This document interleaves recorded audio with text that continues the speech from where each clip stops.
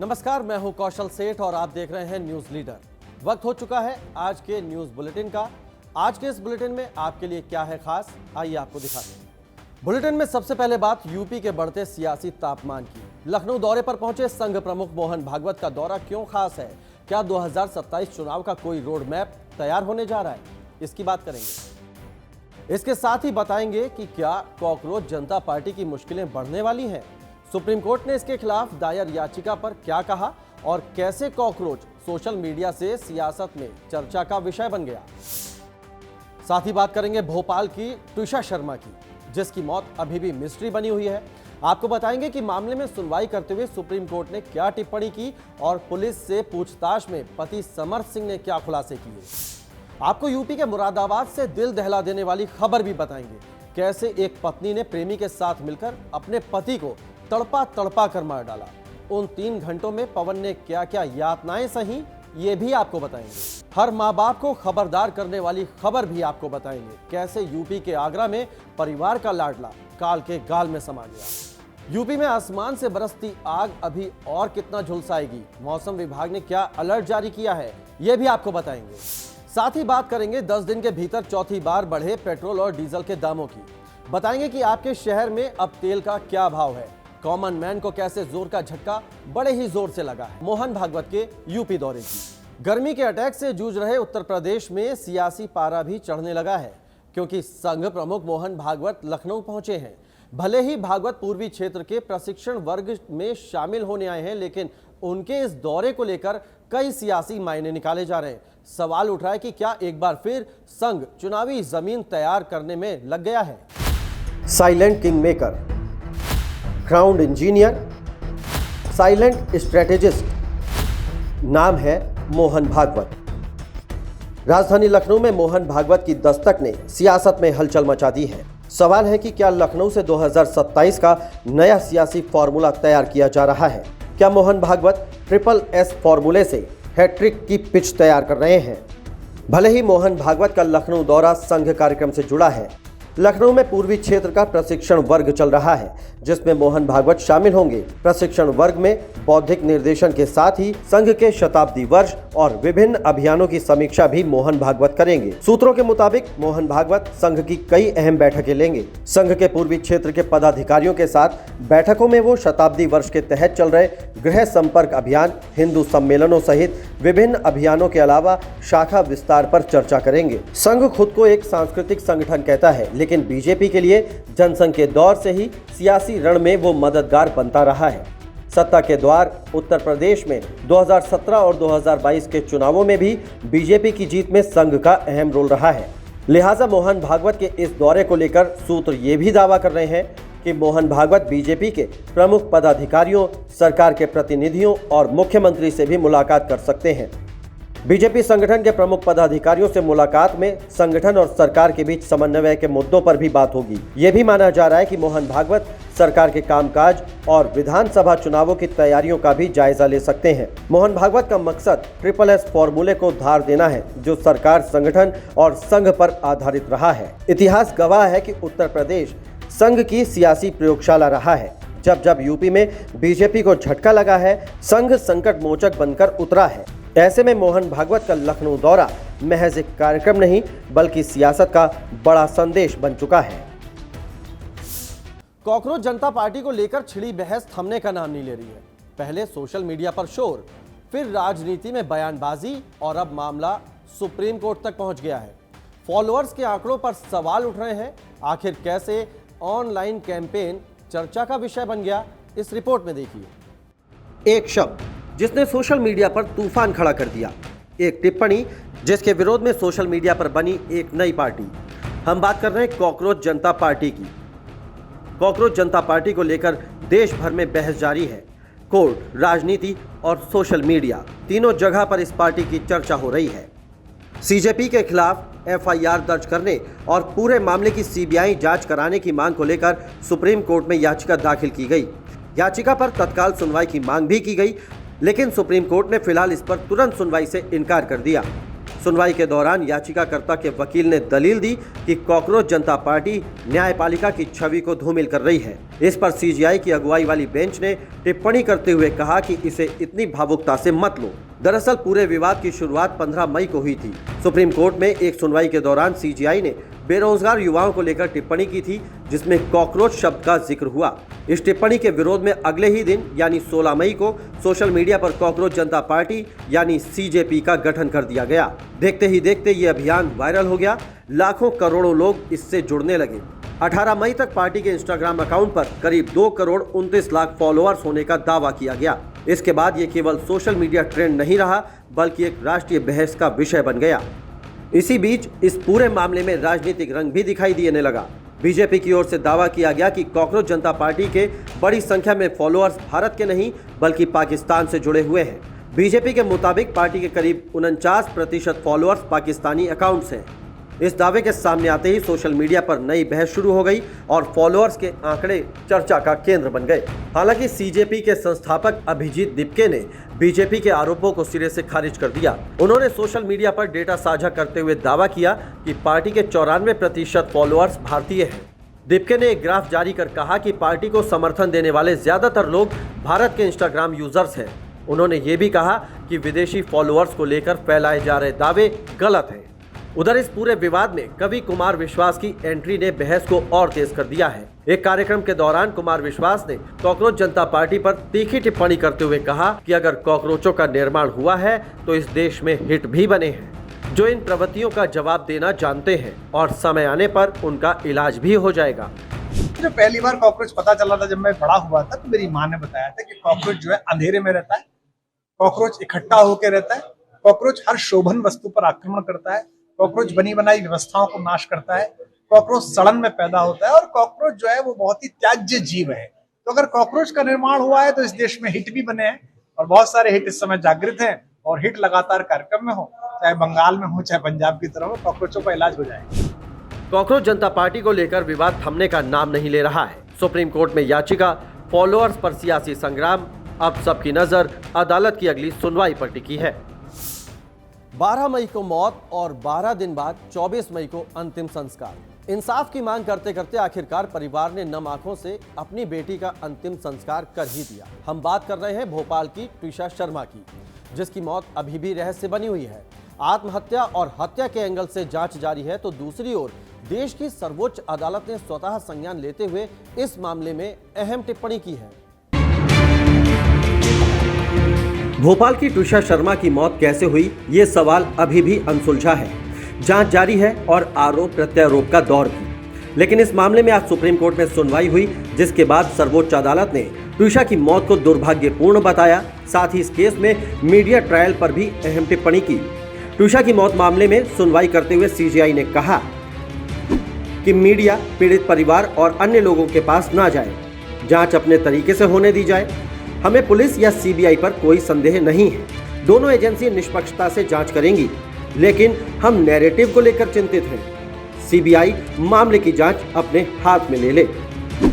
एक ओर supreme court ने इस मामले में मीडिया ट्रायल पर सख्ती दिखाई है, तो दूसरी ओर मध्य प्रदेश सरकार की ओर से सर्वोच्च न्यायालय में ट्विशा की सास पूर्व जज गिरिबाला सिंह पर सवाल उठाए गए हैं। मध्य प्रदेश सरकार की ओर से सुप्रीम कोर्ट में कहा गया है कि गिरिबाला सिंह एक चैनल से दूसरे चैनल पर जा रही हैं। वो पुलिस के सामने अपना बयान नहीं दे रही हैं। गिरिबाला सिंह जांच में सहयोग नहीं कर रही हैं।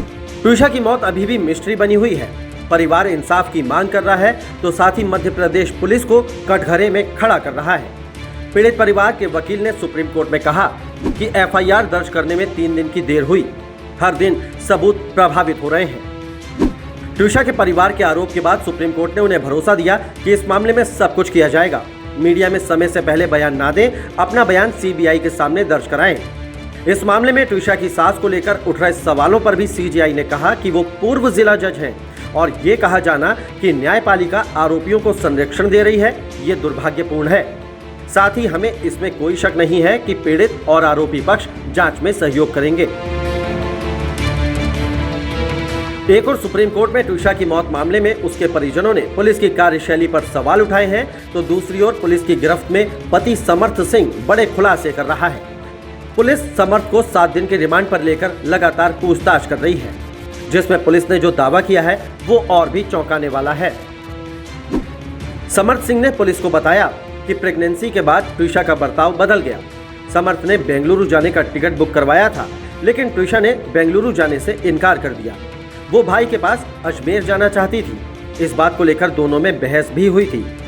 समर्थ ने आरोप लगाया कि वो घरेलू नहीं बल्कि ग्लैमरस लाइफ जीना चाहती थी। 12 मई को भोपाल के कटरा हिल्स इलाके में अपने ससुराल में ट्विशा शर्मा फांसी के फंदे से झूलती हुई मिली थी। एक और मायके वालों ने ससुराल पक्ष पर गंभीर आरोप लगाए, तो दूसरी ओर ससुराल पक्ष की कुछ और ही कहानी है। आरोप प्रत्यारोप के बीच ट्विशा की मौत की ये गुत्थी कब तक सुलझ पाती है, ये देखने वाली बात होगी। किसी ने सच ही कहा है कि प्यार अंधा होता है, और इस अंधे प्यार में कभी कभी लोग ऐसा कुछ कर जाते हैं जो सुनकर रूह कांप जाए। यूपी के मुरादाबाद से ऐसी ही एक खबर सामने आई है, जिसने समाज में 7 फेरों की मर्यादा को ही तार तार कर दिया। वो सुहागन जो कभी अपने पति की लंबी उम्र के लिए करवा चौथ का व्रत करती थी, उसने अपने पति को प्रेमी के सामने मौत के घाट उतार दिया। मौत भी ऐसी वैसी नहीं, बल्कि उसे तड़पा तड़पा कर मार डाला। क्या है ये रोंगटे खड़े कर देने वाली कहानी, इस रिपोर्ट में देखिए। कहते हैं कि तस्वीरें भी बोलती हैं, और जो बात जुबान नहीं कह पाती वो तस्वीरें बयां कर देती हैं। लेकिन इस तस्वीर में छिपी एक कातिल को पवन और उसका परिवार पहचान नहीं पाया। मुरादाबाद के मझोला थाना क्षेत्र के ढक्का इलाके में रहने वाले पवन की शादी 6 साल पहले आंचल से हुई थी। शादी के 7 फेरों के वक्त उसने कस्में खाई थीं। कस्में साथ जीने और साथ मरने की, कस्में हर परिस्थिति में साथ निभाने की, कस्में वफादारी की, कस्में रिश्तों की मर्यादा की। पर पवन ने जिसके साथ 7 फेरे लिए, उसने ये सारी कस्में तोड़ दी। पवन को इतनी बेरहमी से मौत के घाट उतार दिया कि सुनने वाले के पैरों तले जमीन ही खिसक गई।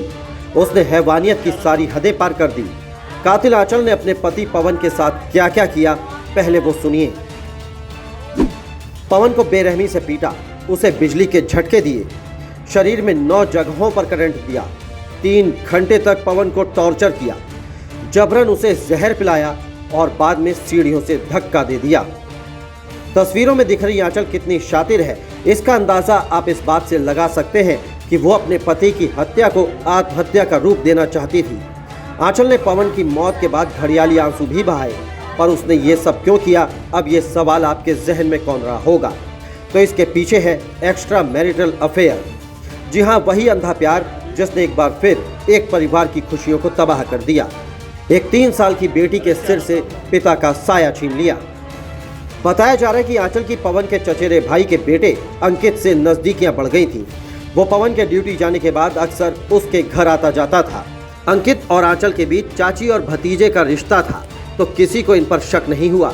लेकिन पवन को थोड़ा शक हुआ तो पति पत्नी के बीच विवाद होने लगा। इसी बीच आंचल ने पवन को रास्ते से हटाने की ठान ली और एक खौफनाक साजिश को अंजाम दे दिया।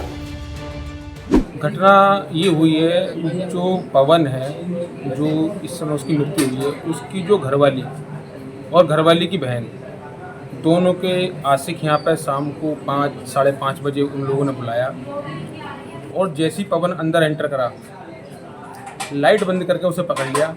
पहले उसके हाथ पैर बांधे, फिर उसे मारा। इतनी बेरहमी से मारा है कि उसके 9 निशान हैं, उसके ब्लड निकल के आया बहुत ज़्यादा। फिर उसे शॉट लगाया है, बिजली का करंट लगाया है, ताकि इसे ऐसा लगे कि वो बिजली से मरा है। फिर उसके बाद उसे मुंह में उसके जहर भी दिया गया है। जहर देके उसके मुंह में कपड़ा ठूंसा गया है, ताकि ऐसा लगे कि इसने खुदकुशी करी है, कि मारे नहीं गया है।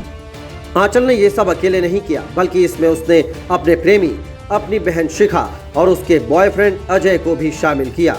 पूरी प्लानिंग के तहत पवन की हत्या से 4 दिन पहले ही शिखा अपनी बहन के घर रहने आ गई, जबकि अंकित और अजय वारदात वाले दिन जहर लेकर उसके घर पहुंचे थे। शाम होते ही जैसे ही पवन घर में दाखिल हुआ तो चारों ने मिलकर उसे दबोच लिया और उसे बेरहमी से पीटा जाने लगा। शोर बाहर तक न जाए इसके लिए तेज आवाज में गाने बजा दिए। इसके बाद 3 घंटे तक बेरहमी की वो सारी हदें पार कर दी गई। पवन को पीटने और करंट देने के बाद जब वो अधमरी हालत में था तो चारों ने मिलकर मैगी खाई और उसके सामने रोमांस भी किया।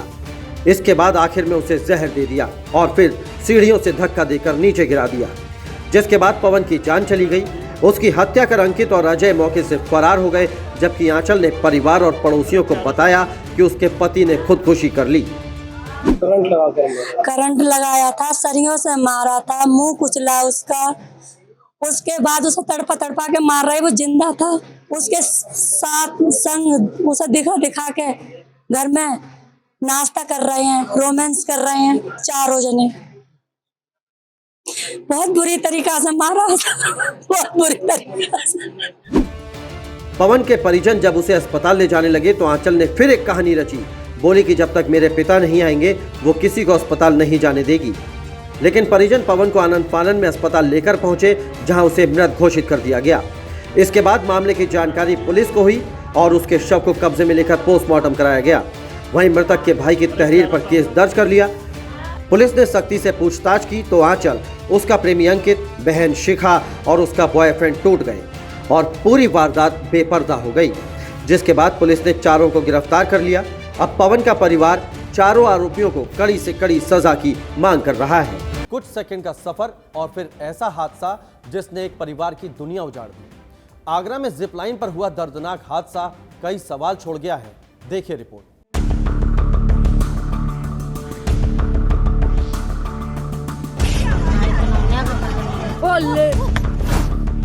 मस्ती, रोमांच और खुशियों से भरा एक ट्रिप, लेकिन कुछ ही सेकंड में सब कुछ बदल गया।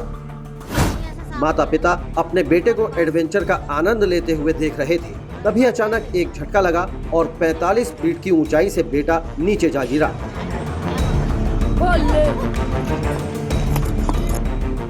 आगरा में हुए इस दर्दनाक हादसे ने हर किसी को झकझोर कर रख दिया है।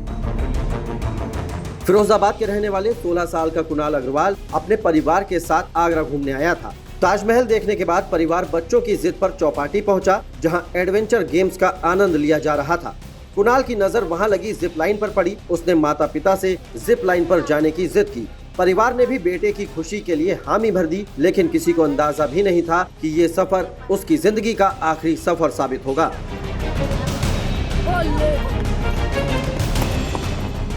करीब 120 मीटर लंबी और लगभग 45 फीट ऊंची जिप लाइन पर कुणाल को रवाना किया गया।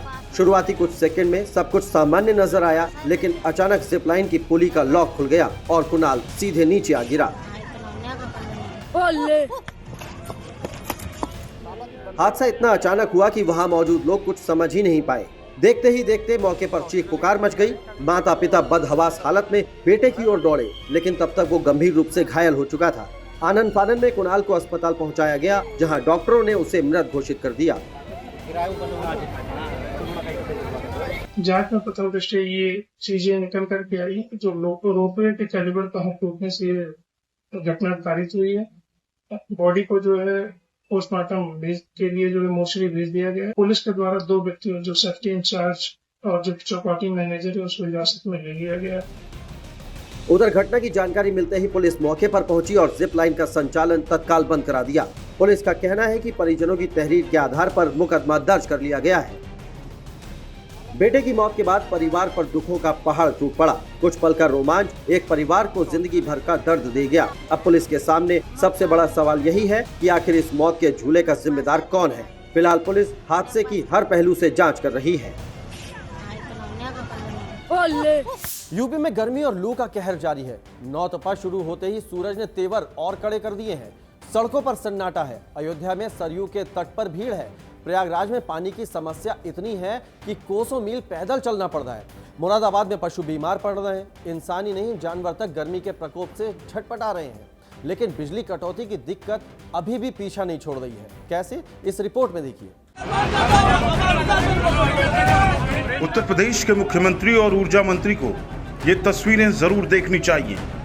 ये हाल राजधानी लखनऊ का है। जगह है राजाजीपुरम। ये भीड़ कंट्रोल रूम के बाहर जुटी है क्योंकि बत्ती गुल है। 24 मई के ही दिन मुख्यमंत्री योगी आदित्यनाथ ने ऊर्जा विभाग के अधिकारियों के साथ बैठक की। आदेश दिया कि किसी भी सूरत में बिजली आपूर्ति रुकनी नहीं चाहिए।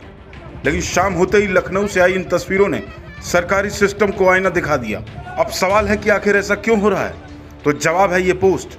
क्योंकि मंत्री जी धरातल पर हकीकत जानने की बजाय सोशल मीडिया हैंडल एक्स पर वाहवाही लूटने में व्यस्त हैं। ऊर्जा मंत्री ए.के. शर्मा कंट्रोल रूम का निरीक्षण कर रहे हैं, लेकिन बिजली की व्यवस्था करने में सांसें फूल रही हैं। हरजाना जनता भर रही है, सड़कों पर उतरकर हंगामा कर रही है, लेकिन बिजली की किल्लत कब खत्म होगी, इसका जवाब किसी के पास नहीं है। अभी तो नौतपा ने तेवर दिखाने शुरू किए हैं, अगले 9 दिन सूरज और आग उगलने वाला है, तब क्या होगा। इंसान तो इंसान, गर्मी के अटैक से पशु पक्षी भी परेशान हैं। ये तस्वीरें मुरादाबाद की हैं, जहां भीषण गर्मी और लू से बकरियां बीमार पड़ रही हैं। कुर्बानी के लिए खरीदे गए बकरों को इलाज के लिए अस्पताल में भर्ती कराया गया है। लूज मोशन बहुत ज्यादा हो रहा है इनको, नज़ला जुकाम बहुत है बकरों। एक तो ये व्यापारी जो कर रहे हैं ना ये लोग सही नहीं कर रहे बिल्कुल भी। ये लोग पानी पिला पिला के लेकर आ रहे हैं, बस बकरों को घर पर आके बीमार हो जाते हैं एक आदमी में, बस मतलब वही चल रहा है। गर्मी बहुत ज्यादा हो रही है, गर्मी की वजह से दिक्कत। अब इनको बकरों बाहर धूप में खड़े होते हैं थोड़ी बहुत देर, फिर अंदर बैठ जाते हैं, फिर ठंडा गर्म हो जाता है, मतलब गर्मी तो है। बकरी गर्मी के कारण बुखार आ रहा बकरे को हाँ तो लेके आए लेकर आए हाँ अस्पताल में दवाई के लिए। अच्छा हाँ तो अब क्या लगा, इंजेक्शन लगे, दवाई पिलाने की, पिलाई भी दवाई, मुंह आ रहा है इसका। बुखार आ रहा है गर्मी के कारण, गर्मी मान रहा है बहुत तेज गर्मी की वजह से बहुत दिक्कत हुई, कुछ खा भी नहीं रही। हाँ मुंह आ गए इनके गर्मी के कारण। लूज मोशन हो रहे हैं बकरे को, इसको दिखाने के लिए लाए थे और डॉक्टर साहब दवाई दे रहे हैं। हाँ गर्मी ज्यादा हो रही है और कुछ बकरे वाले जो व्यापारी बेचते हैं वो इनको पानी भरा के लाते हैं पेट में, पेट फुला देते हैं जो को भर जाती है और कुछ न होना। उत्तर प्रदेश का बांदा सबसे गर्म शहर है।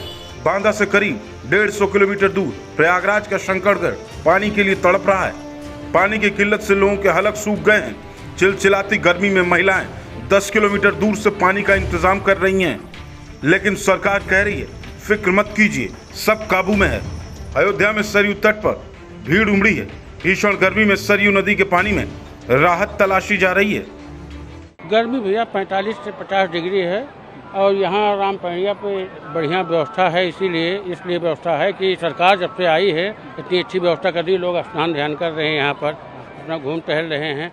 यही थोड़ा गर्मी के बचाव के लिए जो है एक साधन बहुत अच्छा है। आप लोग कैसे बचाव कर रहे हैं? जी हम लोग उससे यही स्नान कर रहे हैं और अपना सर पे जो बांधे हैं इसी से बचाव हो रहा है। यहाँ तो गर्मी काफ़ी पड़ रही है फिलहाल, जैसे हर साल गर्मी पड़ती थी इस साल गर्मी काफ़ी है और मानसून आ जाएगा तो हम लोगों को बहुत राहत मिल जाएगी। अभी क्या बचाव कर रहे हैं आप? यहाँ बचाव तो सरकार ने काफ़ी व्यवस्थाएं की हैं, जैसे पानी की व्यवस्थाएं हैं, छाँव की व्यवस्थाएं हैं, काफ़ी सरकार व्यवस्थाएं यहाँ अच्छी कर रही हैं। जो पर्यटक लोग आ रहे हैं यहाँ पे उनको बहुत अच्छा फील हो रहा है यहाँ की व्यवस्थाओं से।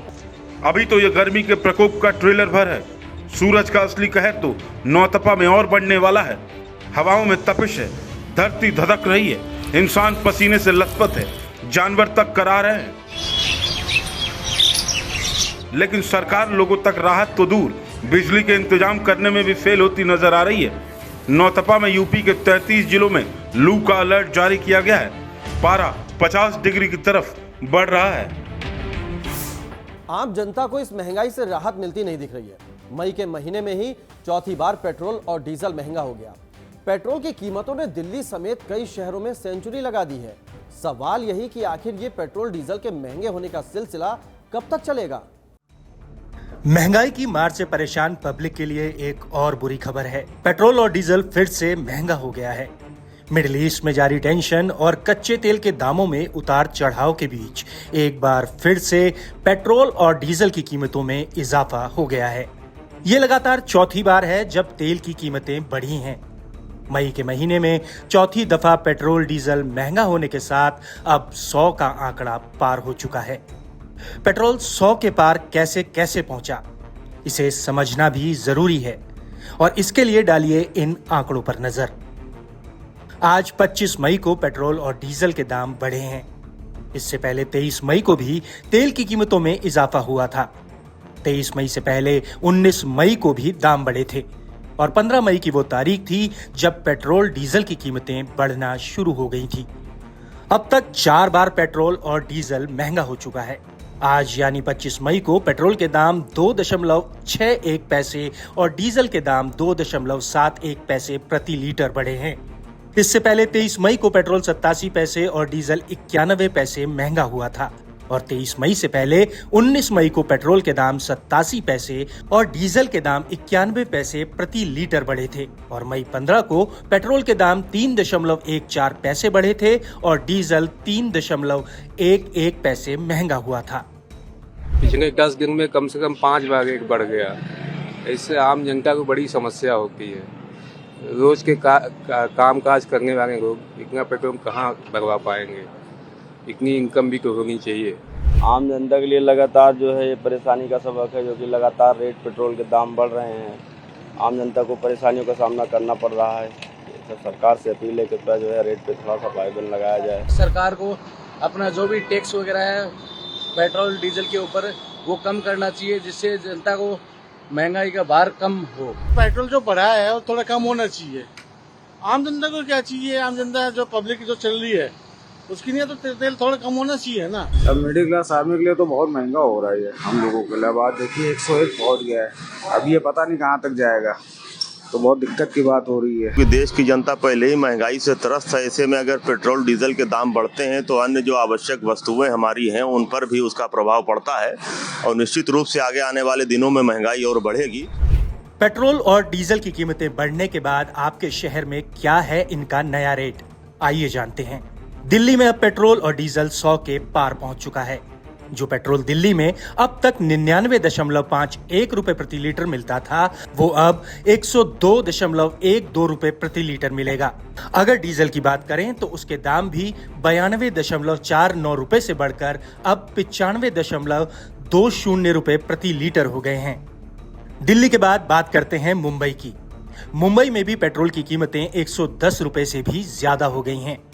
जो पेट्रोल अब तक यहां 108.44 रुपए प्रति लीटर मिलता था, उसके दाम बढ़कर 111.21 रुपए हो गए हैं। वहीं डीजल के दामों पर गौर करें तो मुंबई में डीजल अब तक 94.99 रुपए प्रति लीटर मिल रहा था, उसके दाम बढ़कर अब 97.83 रुपए प्रति लीटर हो गया है। मेट्रो सिटी कोलकाता का हाल भी आपको बताते हैं। कोलकाता में भी तेल के दामों में बढ़ोतरी के साथ लोगों की टेंशन बढ़ गई है। जो पेट्रोल अब तक यहां 110.57 रुपए प्रति लीटर बिक रहा था, उसकी कीमतें बढ़कर अब 113.47 रुपए हो गई हैं। डीजल के दाम भी अब करीब 100 रुपए प्रति लीटर तक पहुंच चुके हैं। चेन्नई में भी तेल की कीमतों का ब्रेक फेल हो चुका है। चेन्नई में भी पेट्रोल की कीमतें 105.36 रुपए प्रति लीटर से बढ़कर 107.77 रुपए प्रति लीटर हो गई है।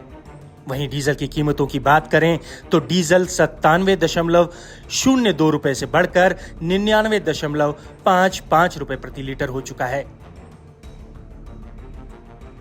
तो पेट्रोल और डीजल महंगा होने के साथ अब आप हो जाइए तैयार, क्योंकि तेल के महंगे होने के साथ अब महंगी होगी रोजमर्रा में इस्तेमाल होने वाली चीजों की कीमतें और बिगड़ेगा आपका बजट।